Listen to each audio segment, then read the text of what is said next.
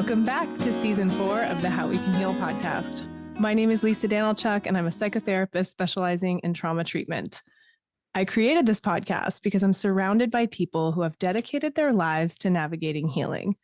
There is so much wisdom in each guest this season, and my hope is that this show makes their important ideas and experiences available to you in a way that uplifts and inspires you.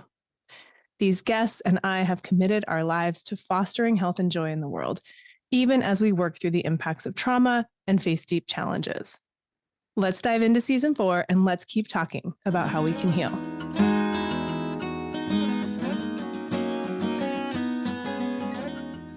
I want to give a big shout out and extend a huge thank you to the International Society for the Study of Trauma and Dissociation, the ISSTD, for sponsoring this episode.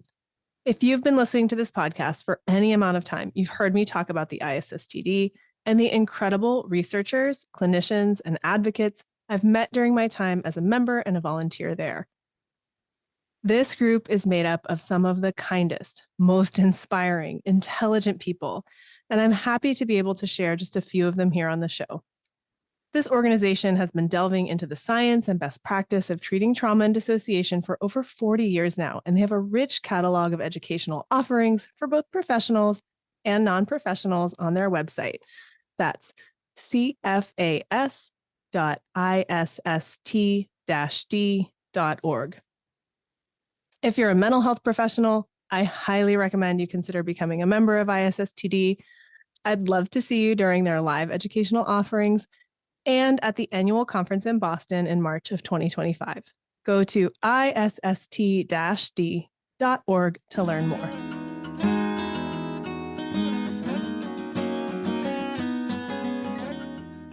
Welcome back to the How We Can Heal podcast. Today, our guest is Daniel Shaw. Daniel Shaw is a licensed clinical social worker and psychotherapist trained in psychoanalysis and in trauma-informed psychotherapies. He's in private practice in New York State and serves in both a faculty and supervisory role at the National Institute for the Psychotherapies in New York. Dan is the author of Traumatic Narcissism, Relational Systems of Subjugation, published by Routledge in 2014 for the Relational Perspectives series and nominated for the prestigious Gradiva Award. In 2018, the International Cultic Studies Association awarded Dan the Margaret Thaler Singer Award for advancing the understanding of coercive persuasion and undue influence. His more recent book, Traumatic Narcissism and Recovery, Leaving the Prison of Shame and Fear, was published in 2021. He is well known for his work with cult trauma survivors and with clients who have experienced narcissistic abuse. Dan was recommended to me by Peter Maves, the current president of the International Society for the Study of Trauma and Dissociation, and I'm so grateful for the connection. Our conversation sparked so many ideas and thoughts that I'm already looking forward to having him back on the show. I'm happy to be able to share his important work with you here today, so let's welcome Dan to the show.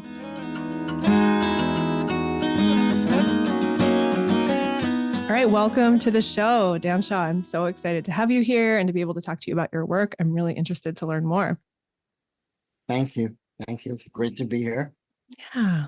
So I've heard some, a lot of people I've had on this podcast, I've seen them present at ISSTD, many of them. I haven't yet seen your presentation, but I have heard you talk about traumatic narcissism, about cult dynamics. So I'm really interested to learn more about that, to share some of that with listeners today and definitely share resources, right? You've written a few books and have a lot of experience in this area. So I'm first interested, just how did you get interested in traumatic narcissism, cult dynamics, and the work that you do? Well, I'll try to make it brief, but I had always been into theater, performing, and I went to Northwestern and was a theater major, and I came to New York, and I was, starving actor, and I was working in a theater company with lots of great people for a while, but by the end of my 20s, I was really feeling lost, like not successful, and just I don't think that I had the psychological fortitude to make it in that world. And things kind of just shut down for me. And then friends said, hey, these various famous actors are giving a class on meditation. Well, they were very famous people, and I went to the class, and it was about an Indian guru uh, who taught meditation. I discovered I had a friend who was into it. We went up to the retreat center or ashram upstate New York, and I just fell in love with everything about it. I had wonderful experiences, and to make a long story short, as they say, I spent the next 13 years pretty much on the staff of that organization, working for that guru, much of the time traveling internationally, either in advance of the guru's appearances or on my own as a missionary, like educator, spokesperson, and so on. And I was really deeply committed to it. But I also began over time to really question everything about it, because the closer in that I got, the more I saw. I saw what I actually saw was directly from the guru's behavior, cruelty and selfishness that I had never seen the likes of. And I've been around theater people and, all kinds of egotistical people. Sure. I've never seen anything like it. Wow. So my doubts were there, but I kept trying to hang in. Finally, a lot of us got moved out of the ashram at one point. We weren't really getting paid anything, but the guru didn't want to have to pay our health insurance and stuff like that. So I moved back to the city. I was still a follower, and I had about 2 years time where I was really trying to figure out what is my next move, and I realized I was in therapy, and I just said, "This is so." The therapist has he's his own boss. He helps people. It's about, helping people live with greater vitality and meaning and purpose. I just thought, I want to do that. So I recognized I was going to go to grad school. And then just as I started grad school, or right after I started, I heard a story from a friend about a cover-up of sexual abuse in the ashram. At this point, Wow. the male guru had died and the successor was a female guru, and I followed her and worked for her for those 10 years or so. And the response that I heard her give to the woman who came to her about being sexually abused by one of the male leaders, the response the guru gave was, "It's your fault. Don't ever tell anybody. Don't ever tell your mother." And when my friend told me that story, I immediately knew I was out. And I said, expletive deleted. This is a cult. I'm out. Yeah. Wow. It was that quick, even though there had been, I'd say, a 5-year buildup. So I start my master in social work degree, and I leave a cult almost simultaneously. Wow. And the cult had been my life for 13 years, right? So once I realized I was really out of this thing, I began to want to study what the hell had happened. I was trying to figure out myself out. I was trying to figure out the guru. And I was an intern at a mental health clinic where my supervisor was a psychoanalyst on faculty in New York at an institute. And I asked her, like, what would I want to read in psychoanalysis? And she mentioned Alice Miller, The Drama of the Gifted Child. Yeah. And she mentioned Kohut's How Does Analysis Cure? Now, Kohut wrote a lot about empathy, and I realized I'd been with a guru who had zero empathy for the last decade. That shot out at me. And Miller wrote about the way that narcissistic people exploit others, even their own children. Yeah. And, you're kind of like a child in a congregation with a minister, and, and I realized that that I had truly been trying to get this guru to love me. And that guru doesn't love anybody. They just use people and exploit people. Yeah. So that began my interest in narcissism. And by the end of my grad school, I had a paper called Traumatic Abuse in Cults, and that got published. Yeah. And I put it online, and like hundreds of people were reading it. Yeah. Thousands, actually. And it was getting translated. So once I had a license to practice, people started calling me who were cult survivors, and I began working with them. But I also was continuing to work with a more general population. This was all through my psychoanalytic training after my degree. And then more like almost 12 years into my practice, I was encouraged to write a book by a teacher and a mentor who was an editor for a series, Lou Aaron at NYU postdoc. And he was a wonderful mentor. And I said, okay, I think I'm going to give you an outline. And that was the beginning of what I came to call traumatic narcissism. Because by then I had really been thinking I've been working with so many people who were describing this kind of relationship without there being a cult. They were describing it maybe in their family or at work or with a partner, maybe even with a professional or a mental health professional. I heard too many stories about that, actually. Yeah. So I mean, that was, which was shocking and sad. But I realized that my ideas about the cult leader and follower, and that the relational system that they formed applied very broadly to many other contexts. Yeah. And that became the core of the first book, Traumatic Narcissism, Relational Systems of Subjugation. Mm-hmm. And, I'll just say a little bit more before I let you jump in. Yeah. It's a lot, I know, but it's great. I really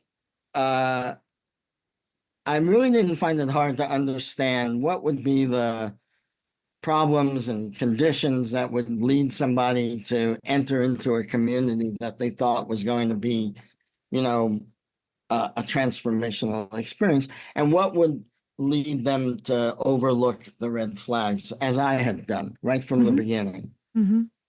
Just this longing to feel as though you're finding your purpose and you have meaning and you know what you're doing, and that's what I needed at that time. Yeah. It's not just that people who are lost get involved in these things. There's people who are very successful, very wealthy, very prominent, who feel an emptiness of some kind or other that they believe will be healed or transformed through their participation. So I came in the broken down way. Not everybody does, but it wasn't hard to see the followers' perspective, my own perspective. What I thought was a lot more difficult and challenging to do would be to really understand the psychology of this traumatizing person. Yes. And that's where I began to elaborate, all the ways in which, not just the way that, what I wanted to do was different from talking about pathological narcissism.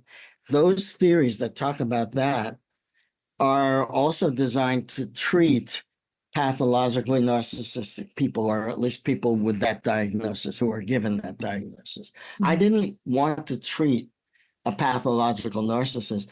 I wanted to think about the victims of the pathological narcissist who were traumatized. And so I wanted to talk about a traumatizing narcissist. Yes. And develop ideas and concepts that were aimed at thinking about how to help those victims recover, thinking about what they had lost in those relationships and what they needed to recover in therapy. Yeah. So that's the That's how I got into it. What a journey. Yeah, I can see how it's all so intertwined, and it makes me really curious to just share with the audience how you define traumatic narcissism, right? Because there Right. are many Well, different perspectives. There's let's look at the what led to this person being this way, and let's treat this person. And then there's the person that comes into, say, an ashram with those types of dynamics and what they need. And then there's the whole dance of it. But there's something unique, I think, in what you're describing as traumatic narcissism. yeah. What I felt was that um, people who were the victims of a traumatizing narcissist, whether they had grown up in a family where that was happening, or whether that was a cult, or whether it was a relationship, that these victims were often being thought of as vulnerable narcissists in some way or other. Like, oh, their self-esteem is so fragile that they have to idealize and try to attach to somebody who they see as powerful, and that's how they stabilize their narcissistic fragility, right?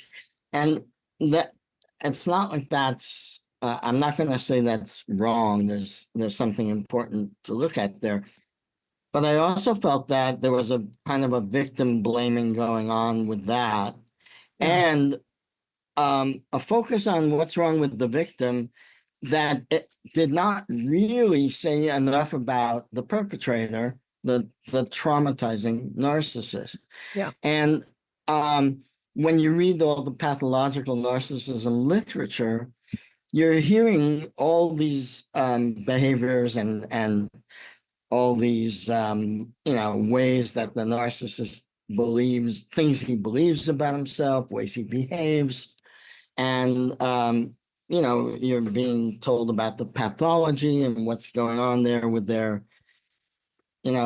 split off vulnerable self and their defensive narcissistic self. I was seeing something a lot more than those things. I was seeing that many of these people were determined to control and ultimately subjugate somebody else Mm. as the means by which they could sustain their belief in their own narcissistic perfection. Okay. So, right. So I wanted to highlight that and talk about what I call the traumatizing narcissist delusion of omnipotence. Yeah. What these victims report is that they can never be right. They always have to be wrong in these relationships. They always have to be guilty. They always have to be ashamed for not being as perfect as the narcissist, or for in some way um, criticizing or disagreeing with the narcissist, and being told that it's because of their toxic, uh, you know, inability to love or whatever. In other words, the narcissist delusion of omnipotence says, I am never ashamed of anything because I'm always superior. I'm always unimpeachable. And and whoever comes at me is gonna be sorry because I'm right, they're wrong. That's Yeah. a very simple way to describe the deal. But it breaks down further, and over what, 30 years, I'd have to say more than just cult survivors. I work with people who have been in an intimate relationship with somebody that I could define, according to my definition, as a traumatizing narcissist. And I'll just tell you some of the main points. The first thing I notice when I'm listening to people, I'm trying to hear, are they being intimidated by the person they're telling me about? Are they intimidated? Do they feel belittled? And are they feeling ashamed? Are they being shamed? Because the um, the traumatizing narcissist starts out with incredibly seductive ways of drawing people in, Yeah. whether it's one person or a group of followers. And in cults, they call it love bombing. Yeah. And it's also known in interpersonal relationships now, because a lot of people are now more talking about narcissistic abuse. So some of the cult terms sort of cross over. But that seductiveness is the initial bait. And when the attachment system of the victim is really activated, then the narcissist begins to control them through being, intimidating. They're always intimidated about what they've done wrong and why the narcissist is angry. Yeah. Right. So this becomes like a chronic situation, and it rotates: seduction, intimidation, belittling, humiliating, seduction. Right. And then that behavior, what I came to understand, and certainly there's a wonderful book by a social psychologist, Alexandra Stein, who did her who did her PhD research on attachment in cults. She had left a political cult, got her PhD. And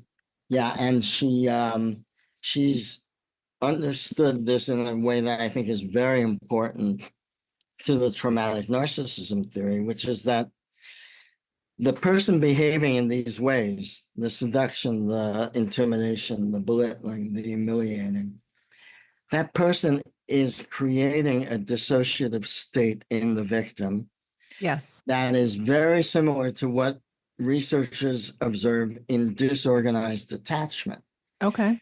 They see a frightened or frightening parent and a child whose attachment system says, I want to come to you for safety. Yeah. Whose danger system says, I have to run away from you. And that child, even a nonverbal child at a very young age, is so confused and disorganized that they become dissociative. And this is observed very well in the attachment research. I think it's Mary Main's research primarily. And that disorganized attachment state is what the traumatizing narcissist is able to create in the victim. So the victim, the attachment system says, I must stay. Whatever's wrong, it must be my fault. The fright system is saying, what do I do not to make him angry or her angry? It can be a woman, it's not just men. And that person is just in a powerless kind of helpless position, and they dissociate as a means of just being able to keep on going. Yeah. You have to be dissociative to stay in this kind of relationship or in a cult, I believe, because you have to not know so many things that you know. I had to not know that my guru was cruel until it was unbearable not to know it, and I had to speak it to my first therapist. By the way, his response was, "Oh, you mean tough love?" I said, "No. I really mean cruelty." Yeah. And he had to really listen. But it was terrifying to have said that. Yeah. I knew it long before I ever said it, but I had to not know it. Right. And that's the dissociative piece. Right. This is true for people in one-to-one relationships as well. I have a bunch of other, basic controlling behaviors of the traumatizing narcissist. Shall I continue? Please. Okay, so the next one is Jennifer Freyd's acronym DARVO, DARVO, right? And this is being called gaslighting in the narcissism, internet world. Right. Gaslighting is not exactly accurate. If you saw the film, great classic Hollywood movie, he is deliberately driving the person crazy and for criminal reasons, trying to, get her find her hidden jewelry or whatever. I don't believe that the traumatizing narcissist is deliberately trying to drive somebody crazy. I think that Darvo, which is if you, Lisa, tell me, Dan, I'm mad at you, my Darvo response will be to deny I did anything wrong Right. and to attack you for being so unkind and How dare I? selfish and cruel, right? Yeah. How dare you? And I Mhm. will reverse who's the victim Yes. and who's the offender. So you'll be the victim and I'll be you'll be the offender, I'll be the victim. Right. And Darvo is a very important behavior to notice. It could very well mean you are with a traumatizing narcissist. And I'll when I get to the end of this list, a few more points, I'll explain why it's important to know if somebody's a traumatizing narcissist. So that Darvo behavior is very important. Melody Beatty called it offending from the victim position. Mm-hmm. So I can get away with a lot of hostile, provocative, offending behavior because I'm the victim and you made me do it or you deserve it. And that's a traumatizing narcissist position. I also talk about weaponized suffering. So if what you're doing to me by trying to tell me I'm wrong is hurting me, I can play that up. I can make myself the victim of you in a big way. Yeah. And I love the example in another classic movie, Now Voyager, with Bette Davis, because after she's with an incredibly domineering mother, like a classic narcissistic mother. And the mother is very mad at her because she's come back from her nervous breakdown, a new woman, instead of a dowdy, terrified woman, old maid. Now she's a glamorous woman. It's a great transformation, right? And so the mother's really angry, and Bette Davis is wearing a pretty dress, and the mother says, "You take that dress off immediately." And Bette Davis is like, now she's had a lot of therapy and she's calm. I think her name is Charlotte in the film. And she says, "Mother, I like this dress. I'm going to keep it on. I'll see you later." And she turns around and tries to leave the room. And her mother literally drops dead as she leaves the room. Wow. And that is the ultimate example of weaponized suffering. How do I control you by making you guilty for my suffering? Yeah. That's like the that's like the ultimate way, And right? there's so much of that, even when I think about bigger conversations around healing and social dynamics and oppression and these things. Like there's like the dynamics you're describing, they happen there too, right? They happen in these broader ways. And it sometimes just feels a little icky. But what I love about Jennifer Fried's work and what you're describing is it just brings language to it. And we can go, right, hey, let me put my finger on this. And it grounds you and gives you a sense of sanity in what I think is intentionally disrupting that sense of grounding and sanity. There's definitely a need for narcissistic people to destabilize and dysregulate the other person. Yeah. Because they're always envious and they're always threatened. And if you can control somebody who feels frightened of you, then you don't have to be the one who's threatened. But even controlling other people doesn't put an end to the internal instability of the narcissist. I'll talk about that in a minute. Just a couple of more. The traumatizing narcissist will isolate you from your family, your friends. Yes. They are extremely persuasive about why those relationships are toxic, why you should go no contact, for example, is one of the big ways that people are being told to protect themselves from narcissists. But narcissists have been using that one for a long time. They isolate the victim as much as possible so that the victim's only attachment is to them. Yeah. And all other attachments are severed. right? And so again, the narcissist, all these behaviors are promoting the victim's submission and dependence. And I'll explain a little more about it. Like I said, provoking jealousy. The narcissist envy is profound, but it's totally disavowed. But they like to provoke it in others. So, like in a family, if there's siblings, they'll elevate one sibling and devalue the other, and they'll play them off, and then they'll rotate who's up and who's down. And you see that in families run by narcissists. See that in middle school aged teen girls from my experience. Yeah, exactly. There's I'm gonna build myself up by putting you down. Quality there. They demand perfection and purity, so that once you get involved in trying not to make them angry or trying to make them happy, there's no amount of effort that's ever enough. Yeah. So as the victim, all of these things I'm describing are ways for victims to recognize, wait a minute, I'm with a person who behaves in certain ways that continually push me into submission and make me responsible for their happiness or unhappiness.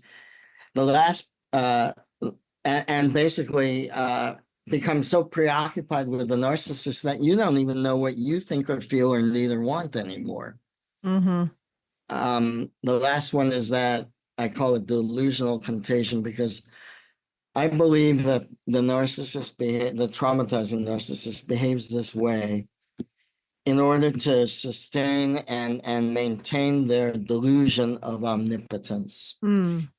If you think about a delusion as like a dam with leaks, with cracks, it's holding back all kinds of fears and disavowed shame, and mainly shame and fear is being held back. And the traumatizing narcissist is holding back, disavowing any kind of shame, any kind of fear. My sense of their upbringing is that they were traumatically humiliated, often, especially around puberty and adolescence. If you look at the bios of cult leaders, of dictators, there's often a story of them being, totally just nobodies until this dramatic transformation takes place. And what I believe the transformation is to actually develop a delusion of omnipotence.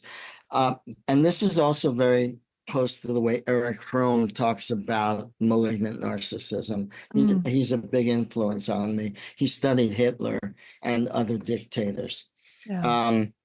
So the traumatizing narcissist delusion of omnipotence is unstable. And there are cracks in the dam. And if I can control you and you and you and you, or just one, if that's all I can control, and if I can constantly prove to myself that I'm powerful, more powerful than you, that I know better, that I'm superior, that I'm right and you're wrong, etc., I can try to keep plugging those cracks in the dam and not let my psychosis break out. Because behind that delusion of omnipotence really is a psychosis. There's no human being who is omnipotent. That is, once you decide that's who I am, even if you don't have the language, cult leaders have that language. They say that they are God incarnate. If they're religious cult leaders, and other kinds of cult leaders, domestic traumatizing narcissists might not call themselves God, but that's their ultimate belief, and that's delusional. It is not in touch with reality. So in order for that psychosis to be kept down, for that dam not to burst, I have to control people. So these are the concepts that I try to help victims understand. Yeah. Victims come in after these relationships exhausted, full of shame, self-loathing, fear, Yeah. and questioning themselves, wondering if it was their fault after all, wondering if they should go back. And, it's sometimes pretty shocking to hear how much they have been abused and yet still feel maybe it was their fault and they should go back. Yeah. You see this with children who are in abusive homes, and Child Protection Services comes and wants to take them out of the house, Yeah. and they don't want to leave. Yeah. So that's the power of the traumatizing narcissism, why it's important to understand, because victims get very little support. And many therapists, here's the important thing about it. These behaviors I've described are behaviors that, if it were domestic violence with physical violence, they would be called coercive control. Yeah. And they would be called undue influence behavior. But Yeah. when there's no physical violence, the mental health profession has trouble recognizing the psychological violence. Right. And that violence is very much what these victims experience when they come to therapy. They have been battered, but without fists, without bruises. Yeah. And they have just as much difficulty recovering their faith in themselves and their confidence and their dignity as do victims of battering. Yeah. But they're often not recognized for what they're dealing with.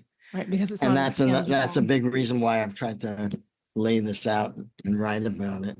Yeah. And I think it's really important, because when we don't have something tangible, I think even when we think about trauma and neuroscience, right, we see something in an fMRI and we go, there it is. Now it's physical. It's not, it's like, that's the bruise. Right. And so I think That's with right. this type of stuff, we want to be able to see it. We want to be able to, and I think language is a great somewhere in the middle, right, to be able to just describe it and validate it. And we know enough in terms of psychoneuroimmunology that psychological and social harm is physical harm, right? Like Exactly. we know that, Right. and it just takes a lot of instruments and studies and explanation to, if somebody doesn't understand that, to map that out. But it's just, it's a different type of harm or aspect of harm, but it's still physical.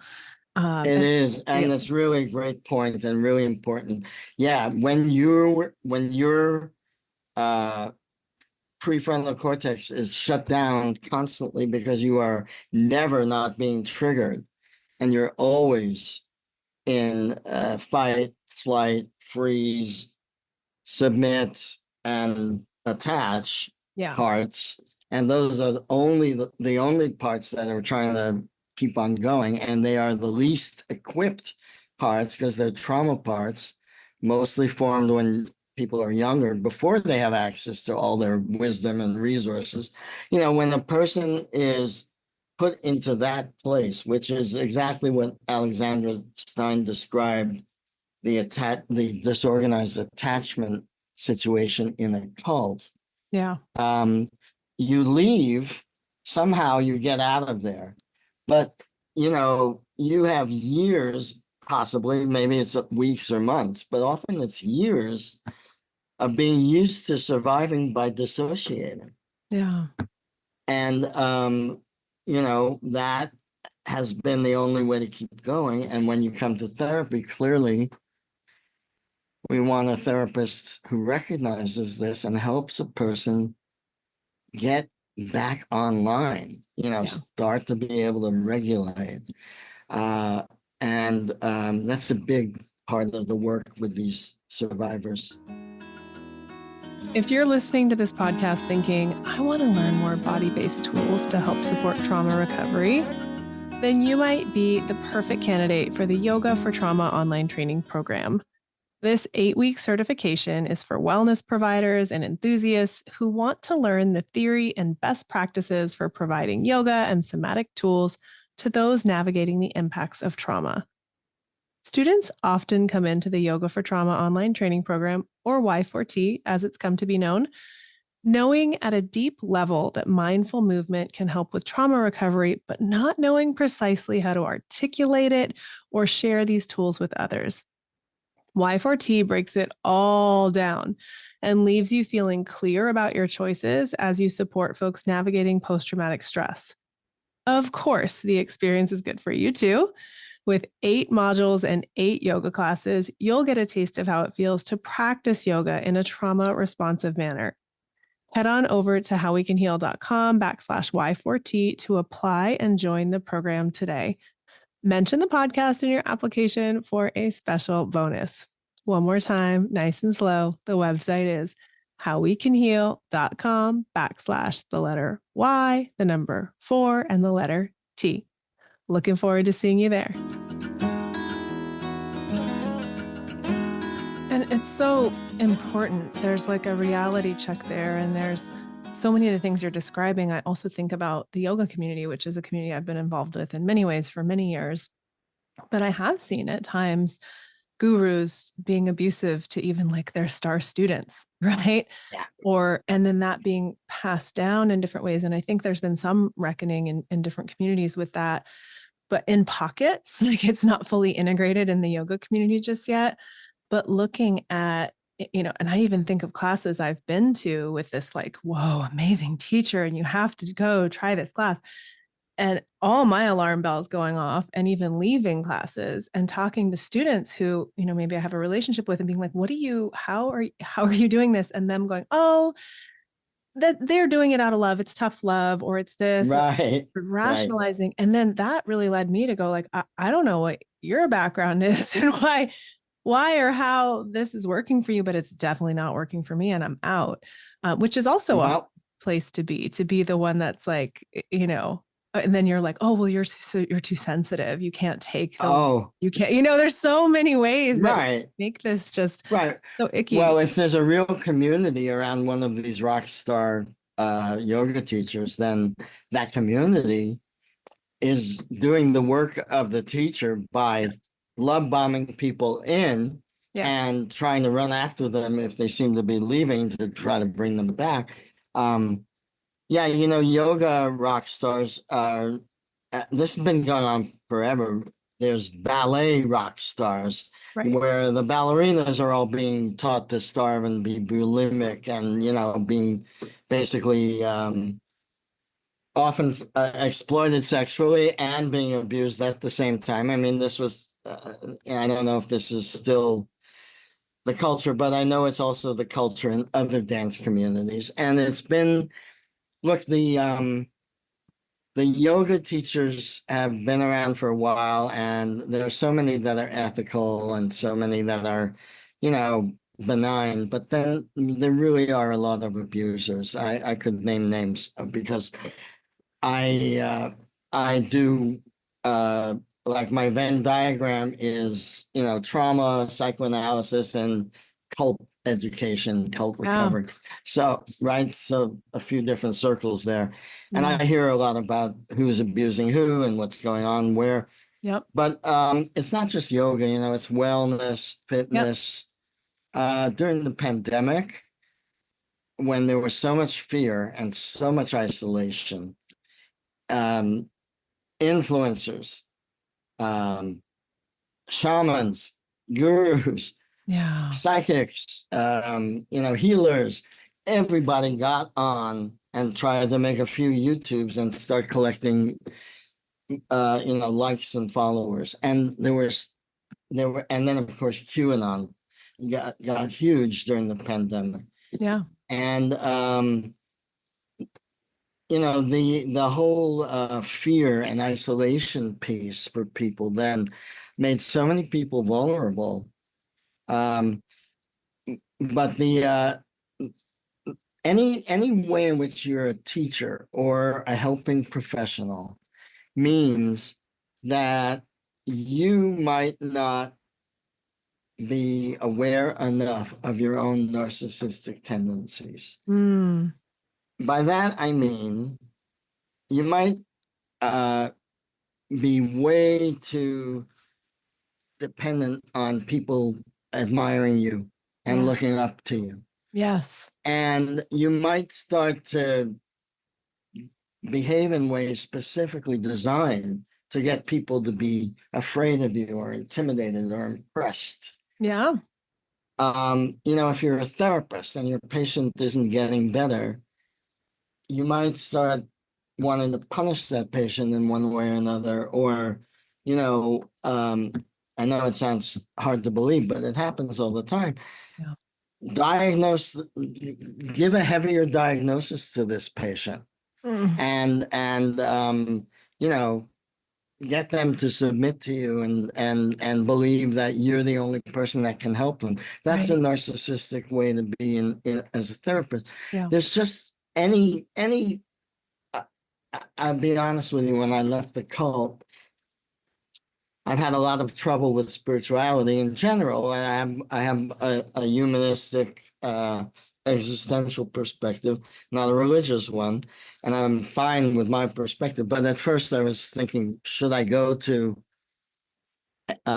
maybe the Unitarians? Maybe they're super progressive, integrated, a lot of diversity. Social justice sounds good. Let's go. I had little kids then at the time. I thought, oh, they should maybe learn something in a sort of a non super religious way. But so we would go. We went to like 5 different ones in the lower Hudson Valley where I live in New York.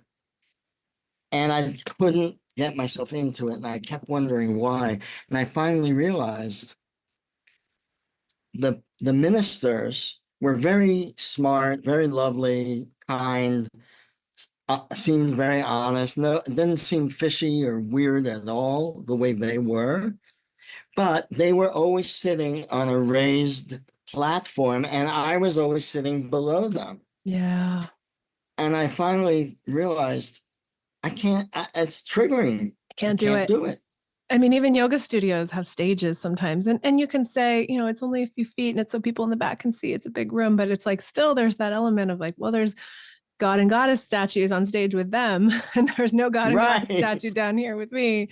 And I could see how that could be so. I mean, there's a lot to unpack in that, and just as it is. But then also, if you've had any experience with this type of thing, it's going to be like, that's a no. That's a no for me. Yeah.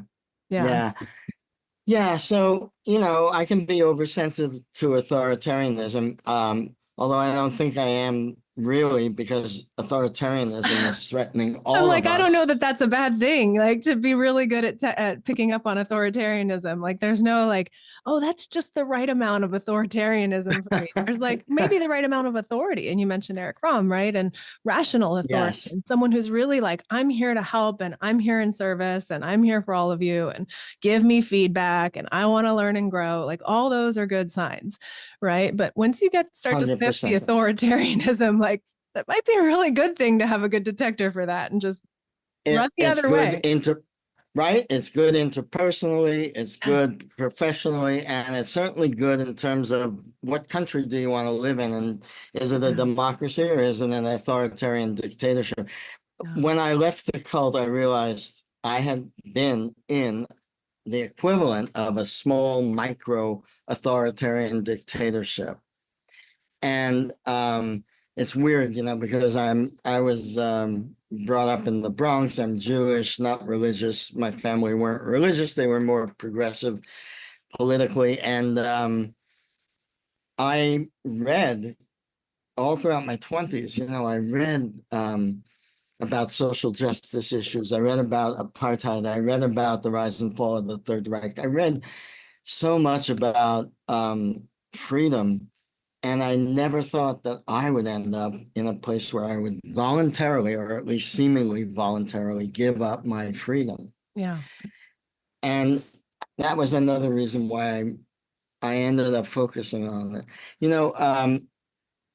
A lot of patients actually who've been in like a really awful relationship, say with a traumatizing narcissist, they'll sort of be thinking, I shouldn't be obsessing about this. I should stop thinking about it. I should put it behind me. My experience is that you need to really work on it if it's not going to repeat itself. Yeah. Yeah. Many people go into one bad relationship after another. Many people go into one cult after another. Yep.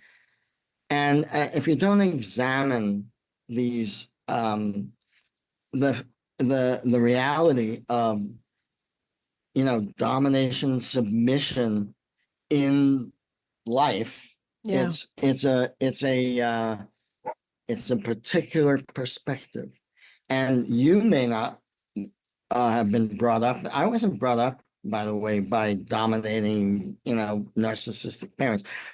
Plenty of other kinds of problems, but just not that one.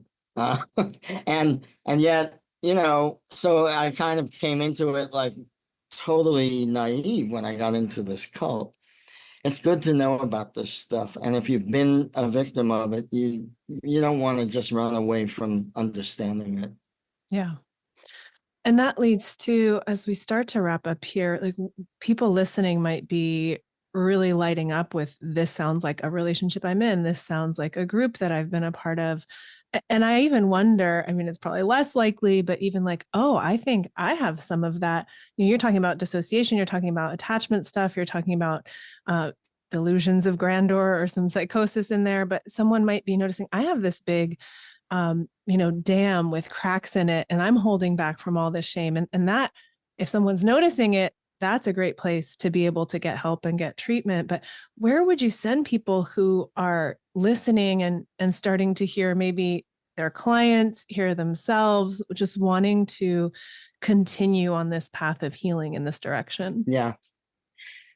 Well, right now, you're either going to need to consult the domestic violence literature around coercive control. There's one master's degree program in University of Salford in Manchester, England, on coercive control and undue influence. It's the only master's degree in that specific area of psychology. Wow. But the domestic violence literature certainly talks about those things. The narcissism literature tends to talk about how to work with a pathological narcissist, or how to help somebody have healthy narcissism. Those are the main ways people are working with narcissism. Victims of traumatizing narcissists do not have a lot of recognition yet. Yeah. So I have 2 books out with traumatic narcissism in the title, and a website with some talks and videos and information. Daniel Shaw, lcsw.com. Yes. Alexandra Stein's book, Terror, Love, and Brainwashing, is brilliant. Okay. On what happens to people who are in relationships where their attachment system is disorganized. And there's a sociologist, Janja Lalich, that's spelled Lalich, whose book, Take Back Your Life, has been an absolute must-read for anybody who's left a cult. It's relevant to these kinds of relationships as well. There are very few instances that I've experienced where somebody, a full-on traumatizing narcissist, actually wanted to go to a therapist. Yeah. Sometimes they get mandated to go. Yeah. If they have gotten violent. Yeah. And sometimes they go to get the therapist to prove that their partner is the crazy one. Yeah. But they often have tremendous contempt for therapy and for therapists, but they'll send their partner to therapy. Right. So I think when people start to question, am I that? Either they're not that, and because they have the humility to actually worry about it or care about it. Right. And if they are noticing this, they're probably not a hopeless case. They might have, in fact, a way of being helped to become more empathetic and to reach their own vulnerability without feeling so terrified of it. Yeah. But for the most part, my work is 99% with victims, not with the narcissists themselves. And would you say that reading your books, I think they're geared mostly towards clinicians, am I right? mostly toward clinicians, but they have reached a wide audience beyond Okay. mental health professionals. Yeah. And I am writing a shorter book about the theory, which will be out probably in 2026. And that book should be accessible to everybody. Right. Yeah. Well, it also sounds like people can just go to your website, listen to some talks, pick up on this language, pick up on this approach. And, it sounds really validating to me as you describe it, because that's one of the big things when you're going through something, you don't have language and no one's saying this is a thing and it's not you, right? I think Yep. that's really powerful that you can put this out there and that people can hear it and internalize Oh, it and thank you. even share it with their therapist. I mean, if someone's listening and you're just going, oh, okay, maybe I'll get the book, you can also bring the book to therapy, right? And start talking about it together. Yep. Yeah, many therapists have told me that has happened. I get contacted from people all over the world, all over the country, and I don't, I don't know. I know therapists who are good therapists. They're not necessarily specialized or familiar with my work. But if you're a well-trained trauma therapist, I think that you should be able to recognize.